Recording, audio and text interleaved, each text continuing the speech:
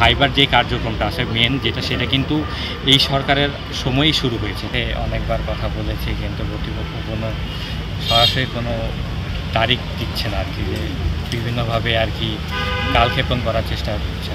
তো এইটা আমরা আর কি আপনাদের মাধ্যমে জানতে যাচ্ছি কর্তৃপক্ষের নিকটে, যে আমাদের কোনো রেজাল্ট যাতে অনেক তাড়াতাড়ি দেওয়া হোক বা কোনো নির্দিষ্ট একটা তারিখ দেওয়া হোক, যাতে এর মাধ্যমে আমরা খুব তাড়াতাড়ি পাই এবং যাতে আমাদের গ্যাজেটটা যাতে তাড়াতাড়ি হয়, সেই কারণে আমরা আপনাদের মাধ্যমে কর্তৃপক্ষের কাছে আবেদন করতে চাই। না, এটার সাথে মনে হয় না কোনো রাজনৈতিক সম্পর্ক আছে, কারণ আমাদের যে এইটা ভাইবা ছিল, যে বিগত সরকারের সময় যে ভাইবাটা হয়েছে, এটা অর্ধেক ভাইবা হওয়ার পরে কিন্তু সেটা স্থগিত করা হয়েছে। তারপরে অন্তর্বর্তীকালীন সরকারের সময় কিন্তু নতুন করে পিএসসি বোর্ড গঠন করা হয়েছে। তারপরে সেই নতুন বোর্ডের সবাই কিন্তু তখন পরীক্ষা দিয়েই ভাইবা দিয়েই কিন্তু আমরা হয়েছে। আসলে রিপিট ক্যাডারটার জন্য যে রিপিট আছে, কিছু রিপিট ক্যাডার আছে, তো সেই কারণে আটকে আছে। আজকে এটা কোনো বিগত সরকারের সময়ের কোনো কিছু নেই। এই আমাদের 44 বিসিএসের সকল কার্যক্রম বলতে গেলে ভাইবার যে কার্যক্রমটা আছে মেন সেটা কিন্তু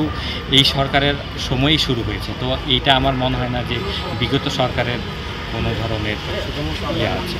আমি এবং 44তম বিসিএসের সুপারিশপ্রাপ্ত সকল প্রার্থী দৃঢ়ভাবে বিশ্বাস করি যে এই ক্ষেত্রে এই অভিযোগের কোনো ভিত্তি নেই, কারণ আমরা 2বার ভাইবা দিয়েছি। বিগত সরকারের সময় যে ভাইবা আমরা দিয়েছিলাম সেটা ইনকমপ্লিট ছিল, এবং বিগত সরকারের আমলে ভাইবা দেওয়া হয়েছে জন্য পুরো ভাইবা স্থগিত করা হয়, এবং বর্তমান অন্তর্বর্তীকালীন সরকারের সময় আমরা পুনরায় ভাইবা দিই।